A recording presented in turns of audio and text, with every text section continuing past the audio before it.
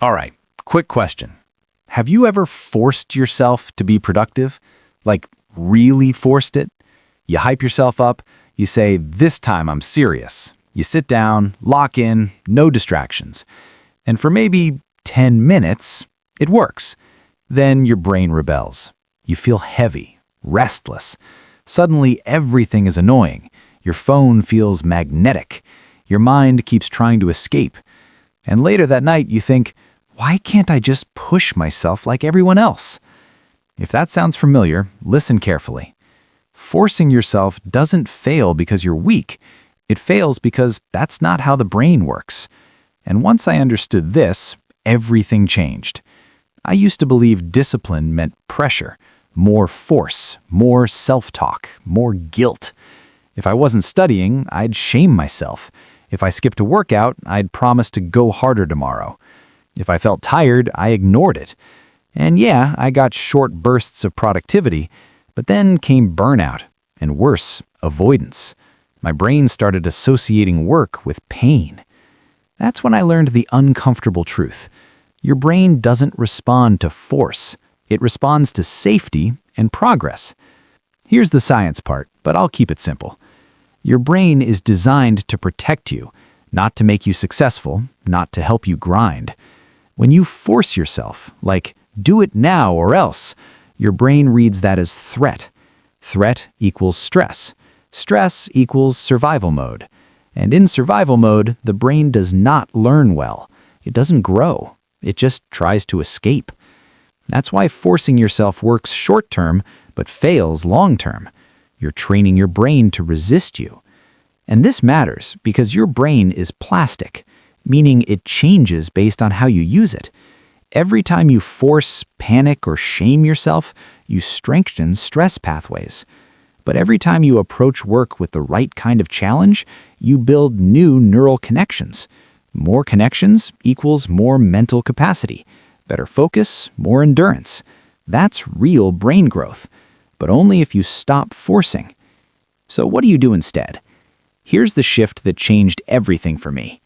Stop forcing, start inviting. Let me explain. Step 1, lower the threat level. Most people fail before they start because they say things like, "I'm studying all night. I have to finish everything. I can't stop once I start." Your brain hears that and panics. So instead, say, "I'm just opening my notes. I'm just doing 5 minutes. I'm just getting started." That small shift tells your brain, this is safe. And safety is what allows focus to appear, not force. Here's something wild. Starting is harder than continuing, neurologically. Once you start, dopamine kicks in, momentum builds. Your brain switches from resistance to engagement. That's why 5 minutes turns into 30 without forcing. Step 2, work with your energy, not against it. Forcing ignores energy. Smart productivity respects it. Some hours your brain is sharp. Some hours it's tired. That's normal. Instead of fighting low energy moments, use them differently. Low energy? Review notes. Organize. Do something simple. High energy? That's when you challenge yourself. This keeps your brain from burning out and actually increases its capacity over time. Step 3. Use discomfort the right way. Now, I'm not saying avoid discomfort. Growth requires it. But there's a difference between productive discomfort and panic discomfort. Productive discomfort feels like this is challenging but doable. Panic discomfort feels like I can't handle this. The first grows your brain. The second makes it shut down. So always aim for slightly uncomfortable. That's where neuroplasticity works best. Let me make this real. Think about workouts. If you lift something slightly heavy, your muscles grow. If you lift something way too heavy, you get injured. Your brain works the same way. Step 4. Make progress visible. One reason forcing fails is because it feels endless. No feedback, no reward. So create visible progress. Checklists, timers, progress bars. When your brain sees progress, dopamine increases. Motivation follows action, not the other way around. Now let's talk about burnout, because a lot of you aren't lazy, you're tired. Burnout doesn't always come from doing too much. Sometimes it comes from fighting yourself every day. Forcing yourself, judging yourself, never feeling enough.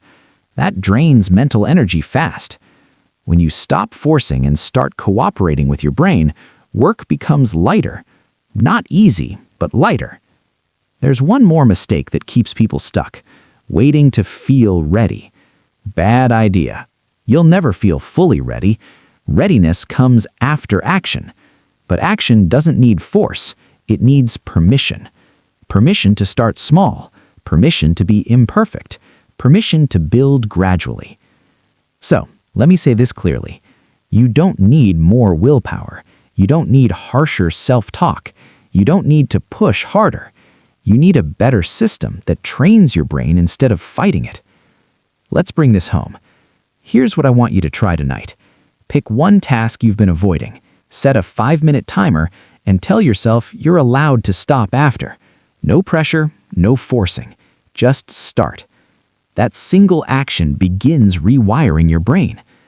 Remember this: forcing creates resistance. Safety creates focus. Small challenges grow the brain. Consistency beats intensity. If this helped you, stick around. We're not here to bully ourselves into success. We're here to build stronger brains, calmly, intelligently, and sustainably. Let's level up together.